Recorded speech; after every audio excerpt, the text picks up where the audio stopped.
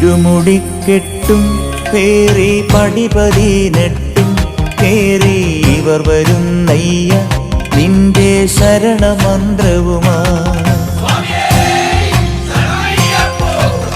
നട തുറന്നയ്യ ദർശന സുഹൃതമേകണമേ, നിന്റെ മിഴി തുറന്നയ്യ കനിവിൻ അമൃതു ചൊരിയണമേ.